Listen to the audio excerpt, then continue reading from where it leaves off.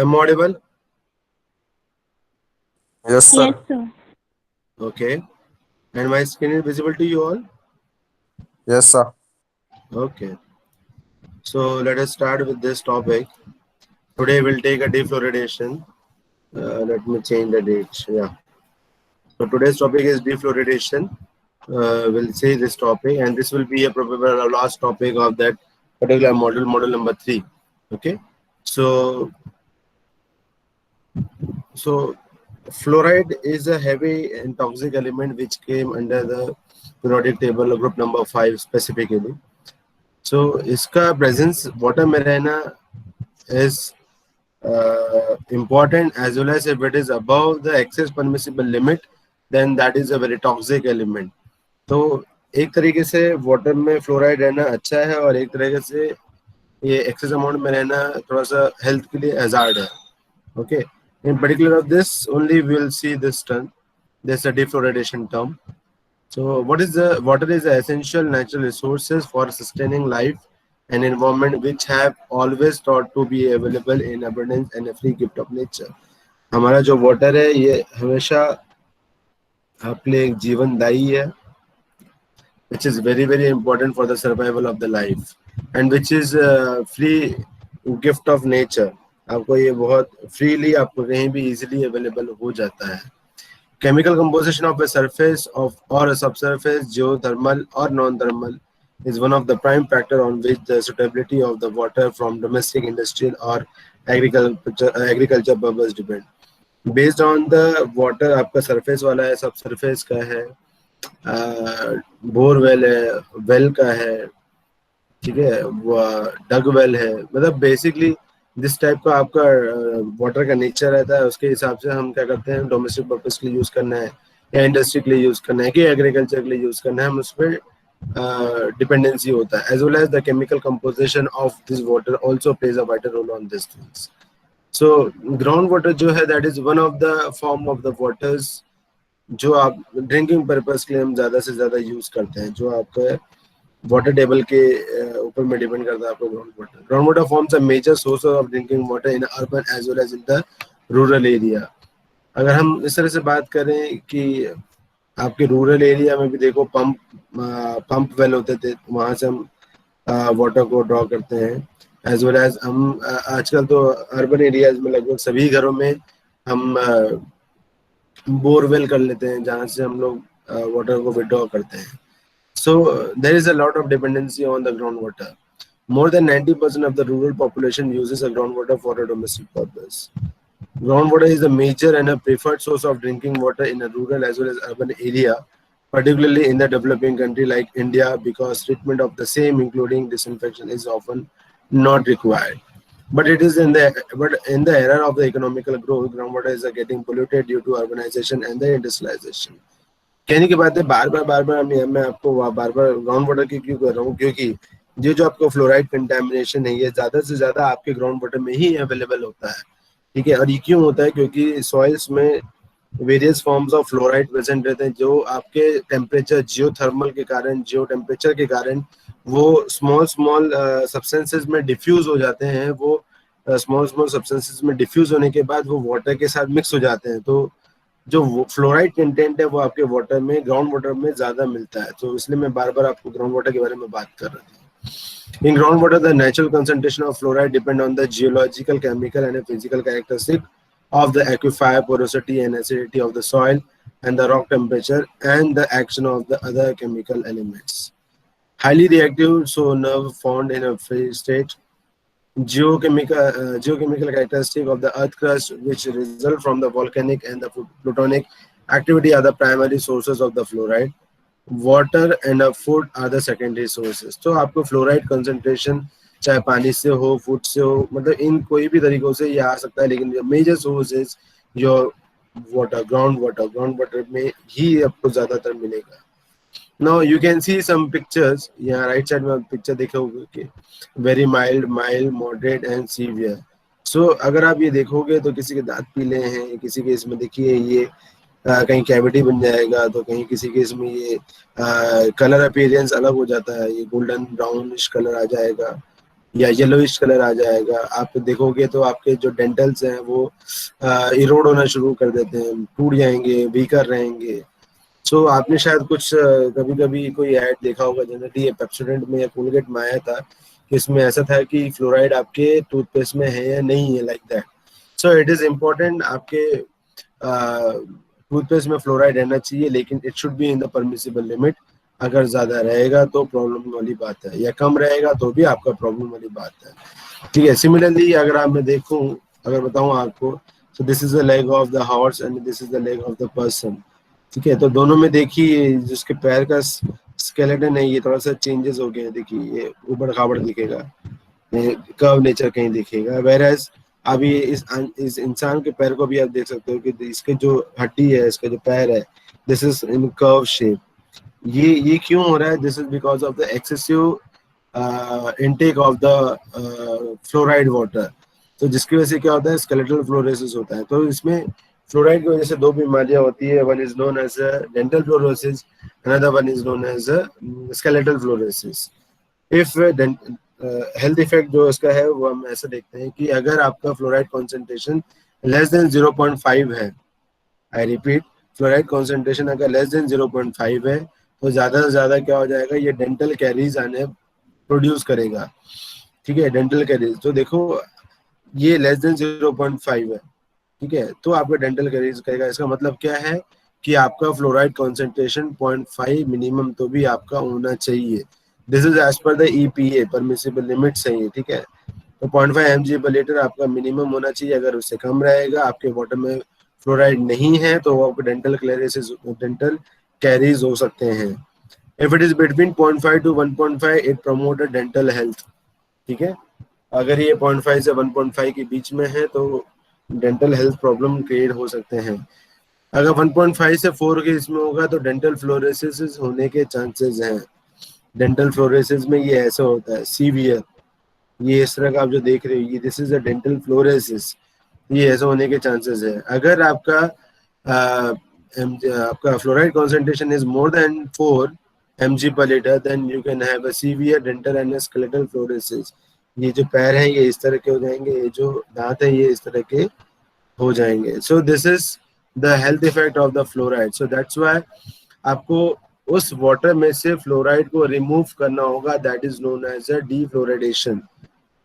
आपका जो ये कॉन्सेंट्रेशन है 0.5 से 4 तक के, अगर ऐसा कॉन्सेंट्रेशन होगा तो आपको क्या करना पड़ेगा कि वाटर के आपको फ्लोराइड को वाटर से रिमूव करना चाहिए। As per new guidelines from the HHS and EPA, the maximum permissible amount is a 1 mg per liter। ये जो आपका यहाँ पे हम ग्रेटर देन 4 देख रहे हैं, तो अभी इसको रिवाइज करके, बहुत जगह पब्लिश नहीं हुआ है ये चीज, but it is revise now and it should not be more than 1 mg per liter। Okay, अगर 1 mg per liter भी है, और जैसे ओल्ड के हिसाब से बोले तो 4 mg पर लीटर का इससे ज्यादा होगा तो आपका डेंटल एंड स्केलेटल फ्लोरोसिस हो सकता है। और ये ऐसा नहीं है कि आपने वन टाइम अगर आपने इनटेक किया है वाटर का तो ऐसा होगा, ऐसा नहीं होता। ये आप कंटिन्यूशन अगर बेसिस में कर रहे हो तो ही होगा। क्या चीज है? जे टाइप सेंसर चाहिए सर।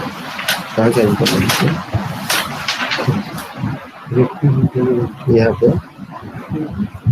यहाँ पे तुम लोग यही करोगे।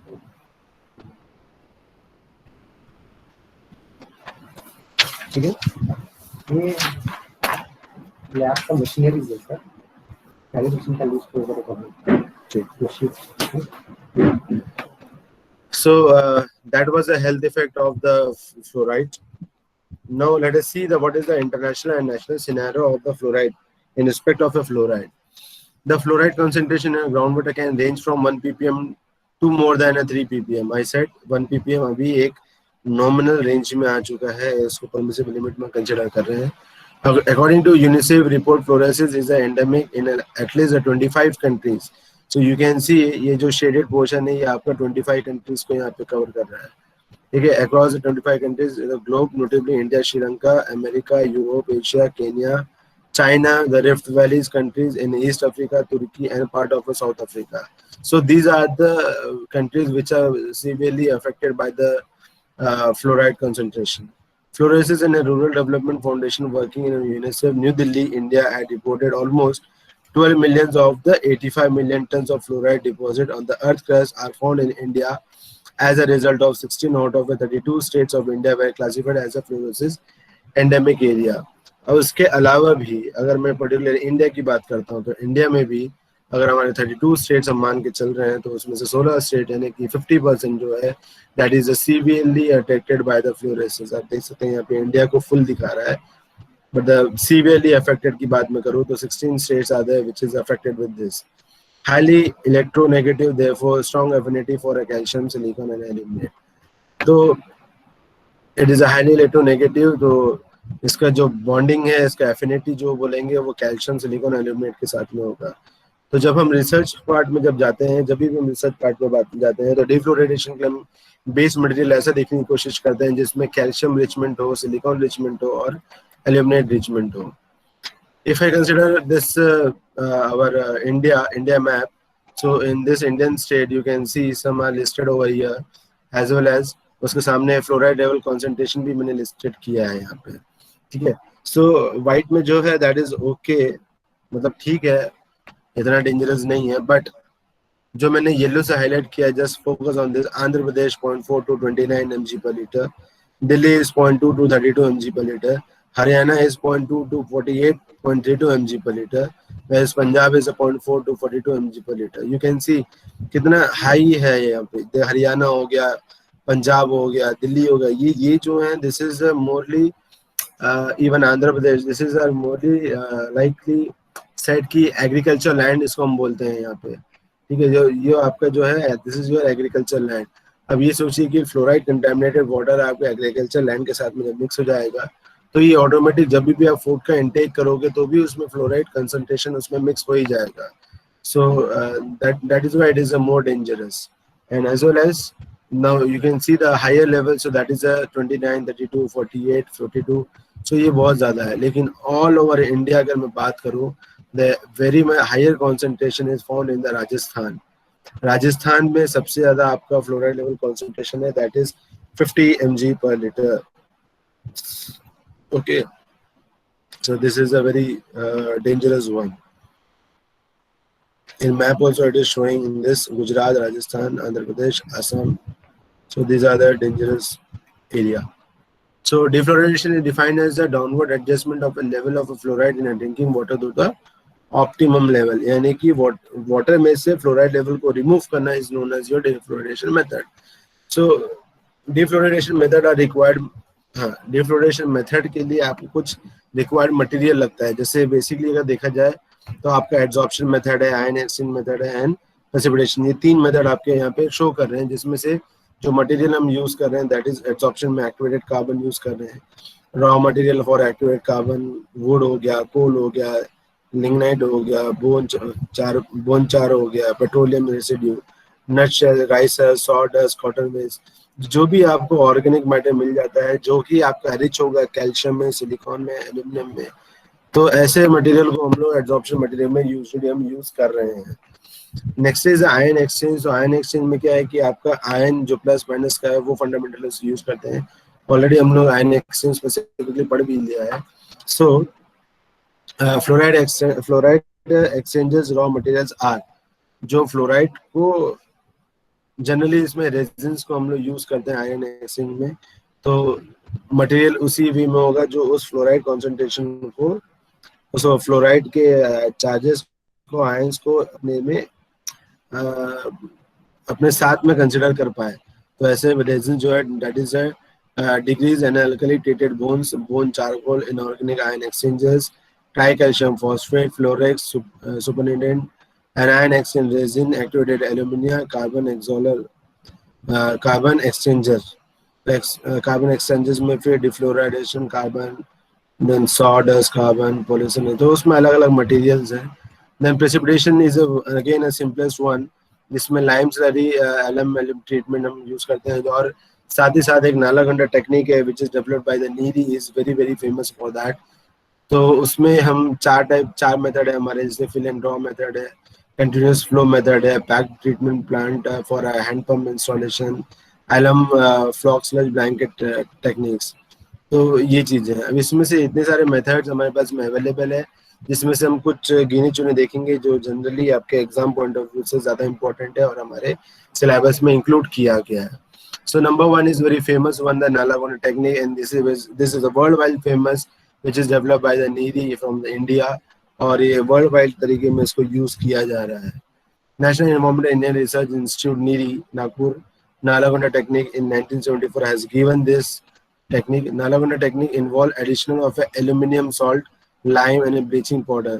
अगर previous slide से बात करूं तो वहां पे हमने देखा था जैसे fluoride is free electronegativity, so it has a good affinity with the lime silicon and calcium.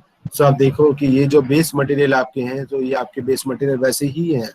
Okay, and aluminium salt की हम बात करें, एल्यूमिनियम सल्फेट एलम और एल्यूमिनियम क्लोराइड और combination of these two can be taken, and these are the responsible for the removal of the fluoride from the water.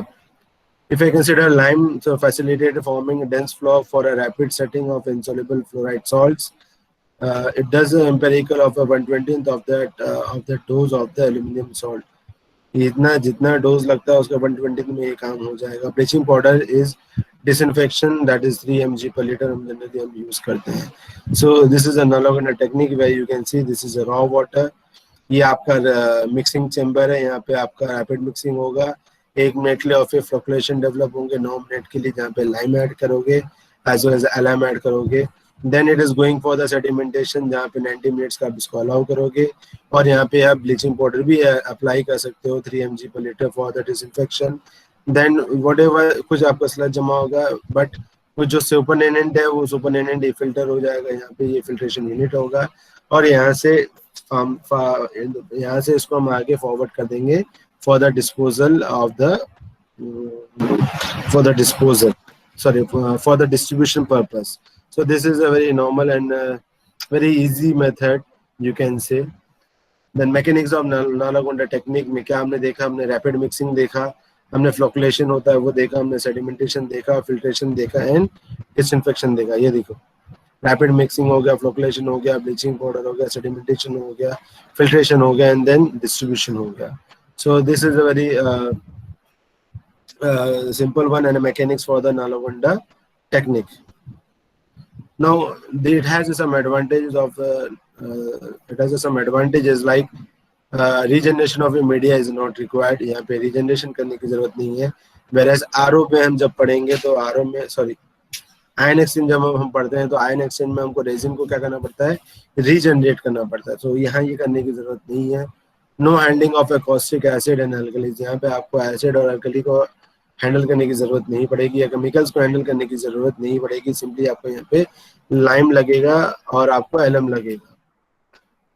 Then adaptable to domestic use, हाँ आप इसको उसमें कोई chemical तो use नहीं कर रहे हो तो आप इसको आसानी से घर में आप आराम से यूज कर सकते हो। This is very economical because lime भी आपको चीप रेट में मिल जाता है, एलम भी आपको चीप रेट में मिल जाता है, उसके अलावा कुछ करना नहीं है। तो can be use to treat water in a large quantity for a community uses. अभी ये इजीली यूजेबल है, इकोनॉमिकल है, तो इसको आप एक लार्ज कम्युनिटी के लिए भी आप यूज कर सकते हो। Applicable in a batch as well as in a continuous operation to the suit needed. ठीक है, अगर मैं एक तरीके से बात करूं तो this is a batch process, इसको बोलते हैं ये बैच प्रोसेस। एक यूनिट से दूसरे यूनिट जाना, दूसरे यूनिट से तीसरे यूनिट जाना, तीसरे से चौथे जाना। सो this is batch wise, small इसमें बैचेस में कर रहे हैं। वेयर एज कंटिन्यूअस में जब बोलते हैं तो क्या होता है कि एक like draw this diagram, क्या होगा कि एक बोर्ड रहेगा लाइक दिस। इस बोर्ड में क्या रहेगा कि आपका एक स्टैंड पाइप रहेगा जिसको हम बोलते हैं कॉलम। इसको ये इस तरह से रहेगा जिसको हम बोलते हैं आपको कॉलम। अब इस कॉलम में क्या करते हैं कि ये जो आपका लाइम और एलम है इसको हम लोग क्या करेंगे, फिल कर देंगे यहाँ तक के। ठीक है, this will be feel like this. और बाद में क्या करना है कि जो भी आपको कंटेमिनेटेड वाटर है, फ्लोराइड है, उसको यहाँ पे ऐड कर लो। आपका जो वाटर है उसे आप क्या करना है इसमें ऐड कर लो। Now what will happen, this is a column study. इस कॉलम स्टडी को हम बोलते हैं डायरेक्ट।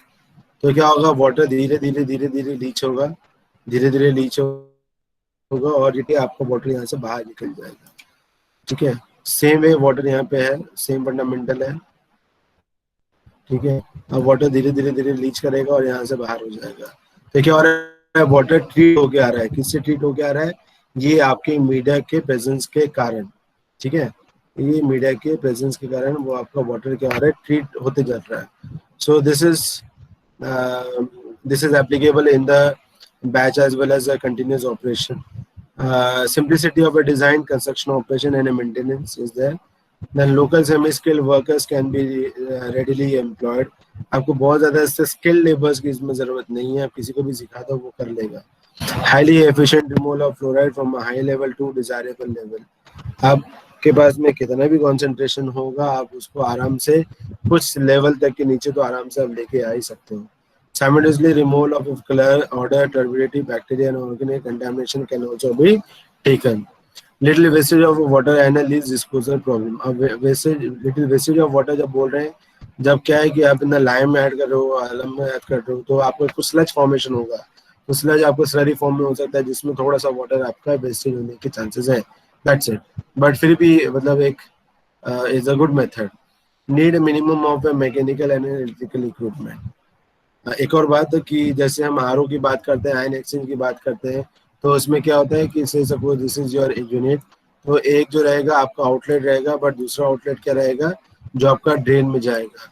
सो ये जो होता है जनरली ये आपका वेस्टेज में आता है, ये यूजफुल में आएगा लेकिन ये जो आएगा वेस्टेज हो जाएगा। So that's why we are saying this is a little wastage of water.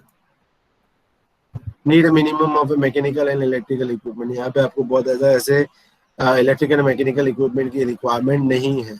No energy except muscle power is required for a domestic equipment. Provide defluoridation water of a uniform acceptance quality, ठीक है। So these are the advantages for the Nalgonda technique. Now it will be have some disadvantage as well, जैसे कि desalination may be necessary when the total dissolved solids exceed 1500 mg per liter। अगर आपका इतना concentration है तो आपको desalination करने का जरूरत पड़ेगा ही पड़ेगा। Generation of a high quality of sludge as, मतलब दैट इज ट्रू कि आलम यहाँ यूज कर रहे हैं, हम यहाँ लाइम यूज करें तो large amount of sludge will be there. Sludge तो फॉर्मेशन होगा ही होगा, जिसको ट्रीट करके फिर डिस्पोज करने का भी एक मतलब अच्छी रहेगा। सो that's why it's a disadvantage. The large amount of alum needed to remove fluoride।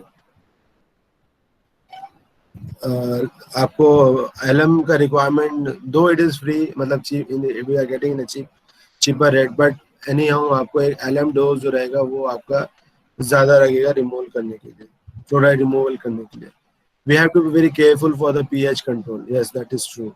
आपको pH कंट्रोल करना पड़ेगा ही, क्योंकि pH के ऊपर में ही इसका removal depend करेगा। That is one of the dependent parameter for the removal of the fluoride।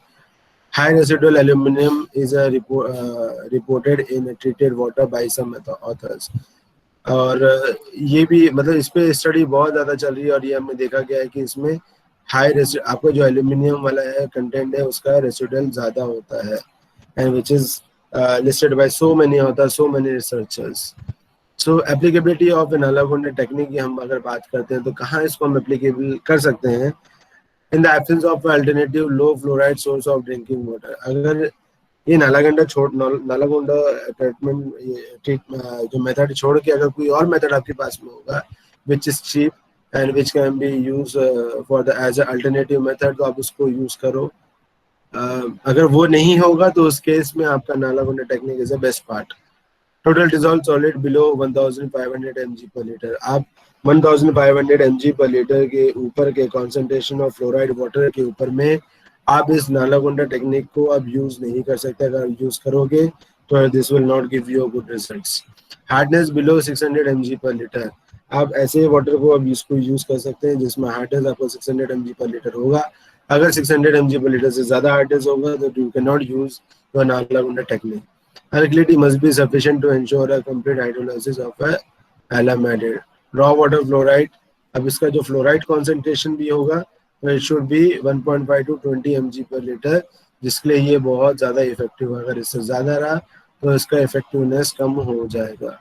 So this is the applicability where the this Nalgonda technique can be use. So Nalgonda technique में अगर हम बात करें तो इसको बेसिकली 3 वे में क्लासिफाई करते हैं। One is known as a domestic method, another is a fill and draw for a small community, and third one is a fill and draw for the rural water supply. So let us go with this first, domestic defloridation. This is carried out in a container bucket. जो आप ये देख रहे हो यहाँ पे bucket देख रहे हो, 40 लीटर्स की bucket है यहाँ पे, ये सारी की सारी अब उसके लिए आप यूज करोगे. 60 liters capacity with a tap of 3 to 5 centimeter above the bottom. So the bucket capacity is a 40 liter to 60 liters और उसको टैप भी रहेगा 3 to 5 centimetre above the bottom. इस बॉटम से देखिए इसका जो हाइट है, इस बॉटम से 3 से 5 सेंटीमीटर आपका बॉटम से ऊपर में रहना चाहिए. The raw water in the container is mixed with an adequate amount of aluminum sulfate, lime and bleaching powder depending upon its alkalinity and fluoride concentration. आप क्या कर सकते हो, बाद में एलम, ब्लीचिंग पाउडर और लाइम इसमें ऐड करो, फिर इसको आप स्टर करो.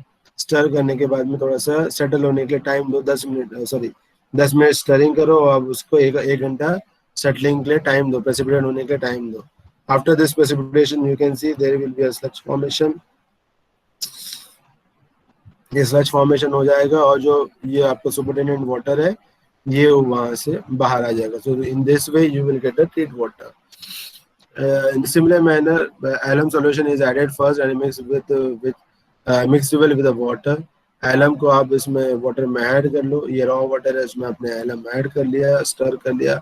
lime and bleaching powder is then added and stirred slowly for 20 minutes. आप उसके बाद में लाइम और ब्लीचिंग पाउडर को भी ऐड करो और उसको स्टर कीजिए 20 मिनट के लिए. और उसके बाद क्या करना है, आपको सेटल, वो पार्टिकल्स को सेटल होने के लिए अलाउ कीजिए. तो आप देख सकते हो this is the highlight portion which is showing the sludge. ये आपका स्लज फॉर्मेशन हो रहा है और ये इसमें भी जो टैप रहेगा 3 से 5 सेंटीमीटर ऊपर रहेगा और जो आपका सुपरटेंडेंट वाटर है वो यहाँ पे बाहर आ जाएगा. And this can be screen bye a cloth filter और ये आपका ट्रीटेड वाटर फिर यहाँ पे कलेक्ट हो जाएगा. Okay, so the supernatant water which contain a permissible amount of fluoride is withdrawn from the tap of the consumption. So next one is a fill and draw type of a small community. Whereas in this diagram, flow diagram, you can see आपका fluoride concentration 6 to 8 mg per liter वाला है. Then it goes to pump से ले आएगा आपका Al2O3 इसके ऊपर में क्या बोलेंगे, कैंडल में आएगा, कॉलम में आएगा. एंड ये पंप से कुछ बैक वॉशिंग जो है आपका, सॉरी ये आएगा, पंप होके आएगा, ऐसे पास कराएंगे. ट्रीट होने के बाद ये यहाँ पे ट्रीटेड वाटर है 1.5. अब ये देख सकते हो कि 6 to 8 अगर mg पर लीटर है तो यहाँ पे हमने कलेक्ट किया है 1.5 mg पर litre.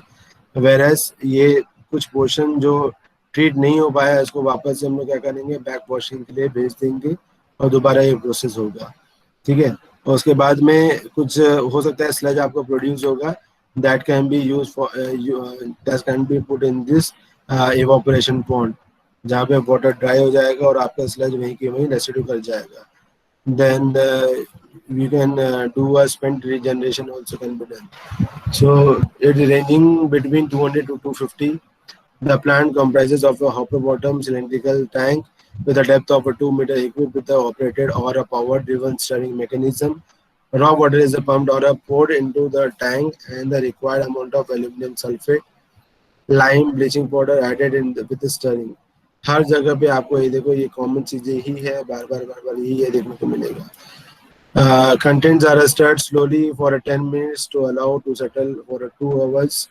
Then deflorated and supernatant water is withdrawn. The same fundamental है, fill and draw type का ही था यहाँ पे. तो ये जो है, this is for a small community. The same can be used for the rural water supply scheme. So for population more than 250, अगर 250 से ज़्यादा है तो ये प्लांट का आप यूज़ कर सकते हो. Plant diameter is more than 4 meter. With a pump of adequate capacity, the entire operation can be completed in about 4 hours, and 3 batches of a deflorated water can be obtained in a day. ठीक है, एक दिन में आप 3 batches में इसको डिफ्लोराइड कर सकते हो. 250 लोगों के लिए कर सकते हो. 250 750 पर्सन्स के लिए एक दिन में ये पॉसिबल है. Next is the ion exchange method. So already we have covered this topic, ion exchange method. So synthetic chemical, namely anion and cation exchange reagent, have been used for the fluoride removal. The fluoride exchange capacity of these resin depend upon the ratio of the fluoride to total anion in the water. So this is a very again simple one. ये बहुत simple method है, लेकिन यहाँ पे skill labours की जरूरत आपको लगेगी, ठीक है। सो इसके डिसएडवांटेजेस कुछ हैं, तो क्या डिसएडवांटेज है? The resin increase the concentration of chloride in treated water which can cause the corrosion of the water storage utensils. तो ये जो रेजिन है, it increase the concentration of chloride, ये आपका क्लोराइड कंसंट्रेशन को इंक्रीज कर देगा, ठीक है, जिसकी वजह से कोरोजन होने के चांसेस भी बढ़ जाते हैं।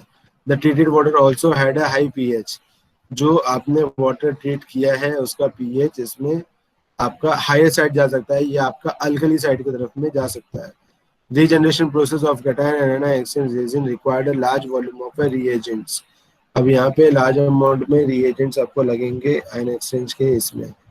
The resin are a very complex, contamination prone and expensive, ठीक है। Then waste produce is also very large, आपका जो वेस्ट प्रोड्यूस होगा वो भी आपका हायर अमाउंट में आएगा।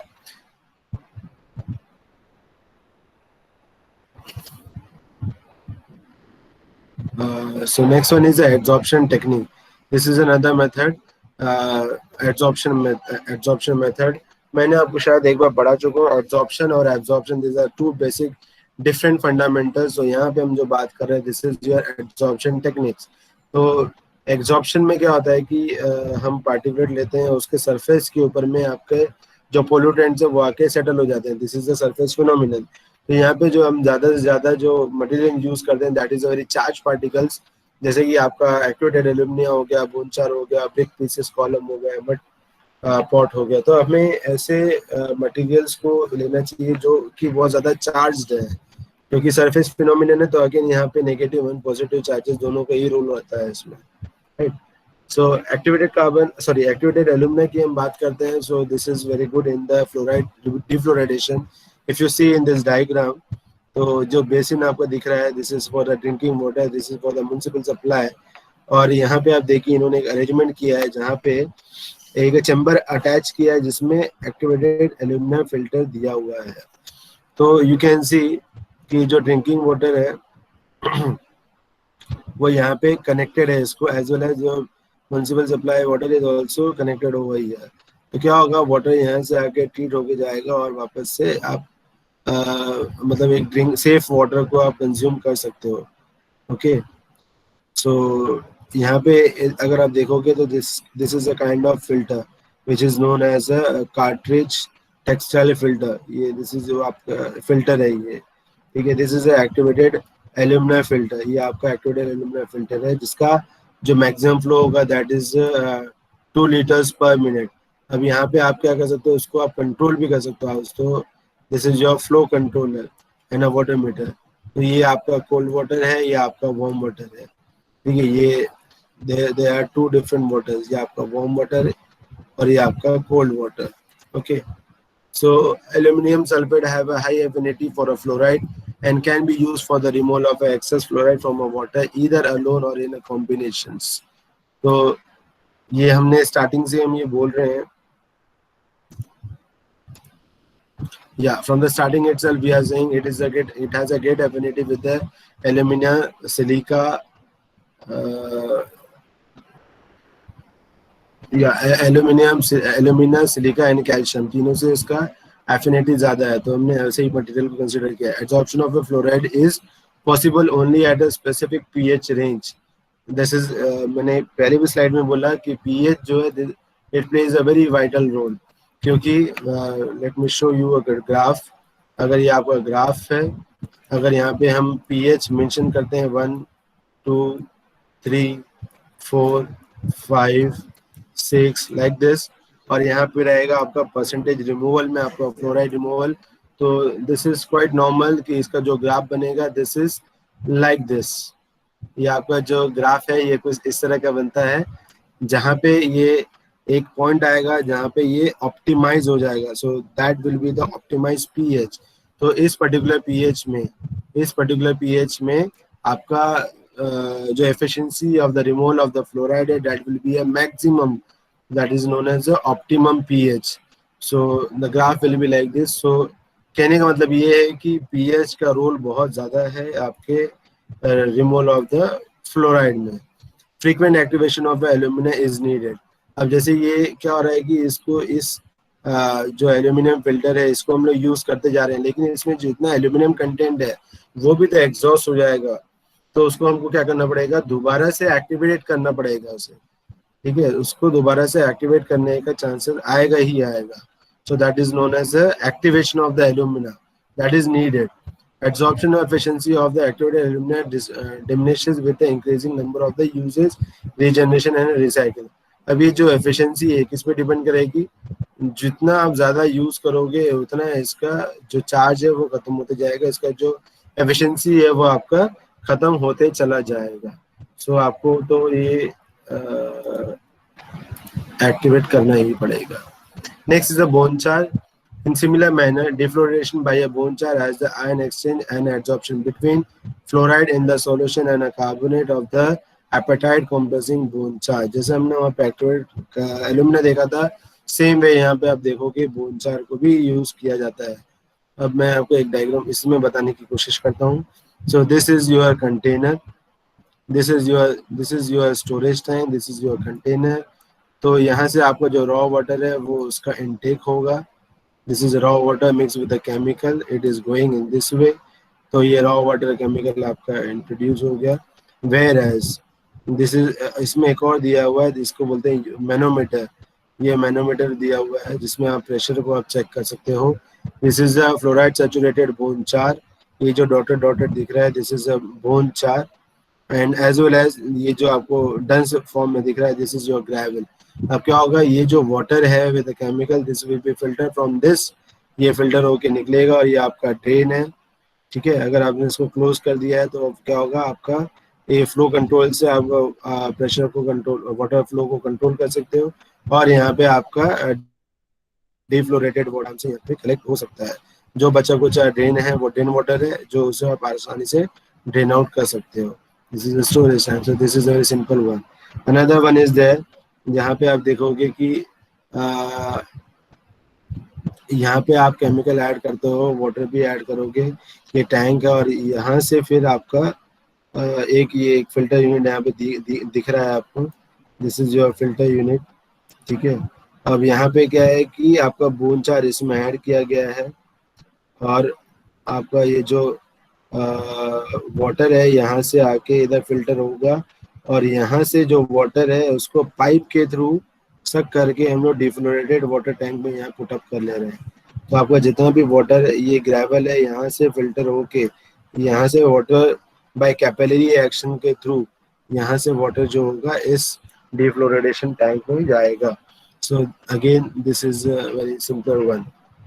Defloration by a bone char as ये हो गया. The efficiency of the plant depend upon the temperature.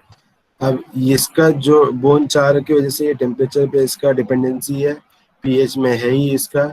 Duration for which the bone char is in the contact with the raw water.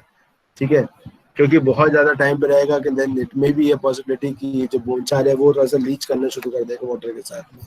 So that leaching problem is also there. It is a highly economic technique with the defluoridation percentage of 62 to 66%. ये जो आपका method है ये आपका 62 से 66% efficiency दे सकता है. It has a disadvantages. The bone char harbours bacteria and hence unhygienic. तो बोन चार में बैक्टीरिया कंसिडर होने के चांसेस बढ़ जाते हैं, रहते ही हैं, जिस वजह से ये थोड़ा अनहाइजीनिक कंडीशन में आ जाएगा. Nothing indicate when the matter is exhausted and fluoride uptake is ceased. Use of bone char may invite a culture and religious objections. अभी ये जो है मतलब किसी कल्चर जैसे बेसिकली किसी रिलीजियस के उसमें ये मतलब कोई एक्सेप्ट कर सकता है, कोई इसे एक्सेप्ट नहीं कर सकता है, क्योंकि ये जो बोन चार है ये डिफरेंट मटेरियल्स का बनता है, ऑर्गेनिक मटेरियल्स का बनता है जो कि किसी को एक्सेप्टेबल नहीं होता है. ठीक है, तो that is the problem. The next is a brick pieces column. The soil used for a brick manufacturing contains aluminum oxide. During burning operation in the kiln, it gets activated and absorb excess fluoride when a raw water is passed through.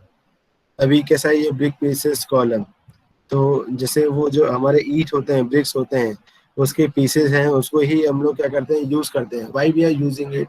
Because उसमें aluminium oxide already present है. This is the major source. ठीक है, इसकी वजह से हम लोग क्या करें, ब्रिक पीसेस को भी हम यूज कर सकते हैं.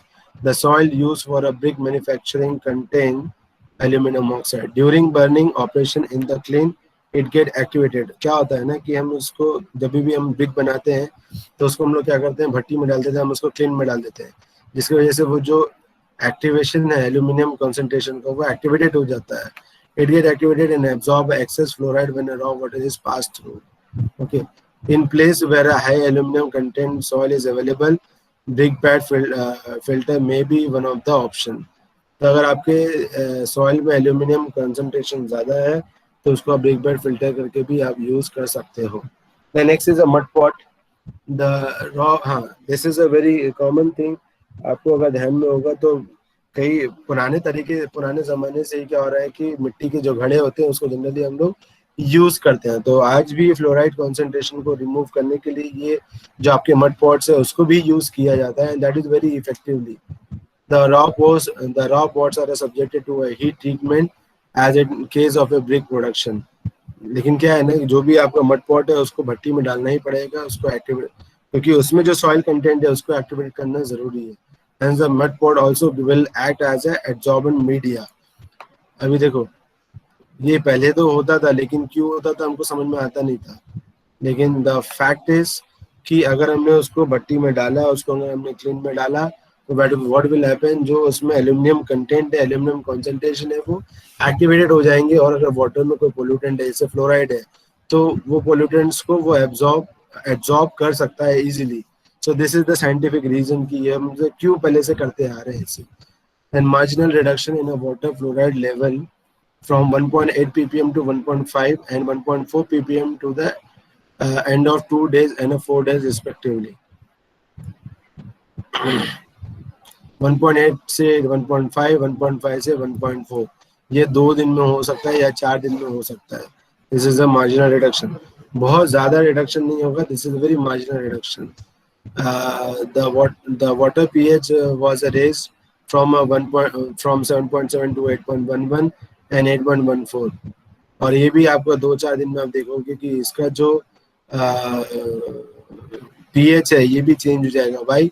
बिकॉज सॉइल जो है थोड़ा सा वो अल्कली नेचर तो उसका होता ही है, जिसके कारण जो कंटेंट है वो पॉट में कंटेंट है वो आपके वाटर में भी मिक्स हो जाता है. सो उसको 2 से 4 दिन लगता ही है.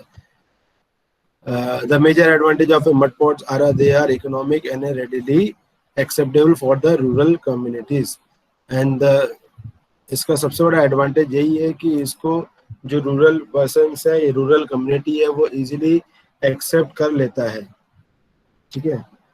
Then precipitation technique.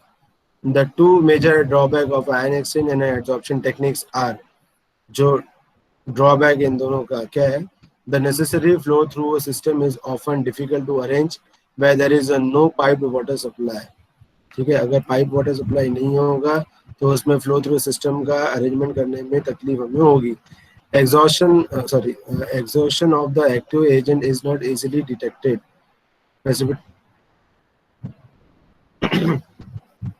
Exhaustion of the active agent is not easily detected.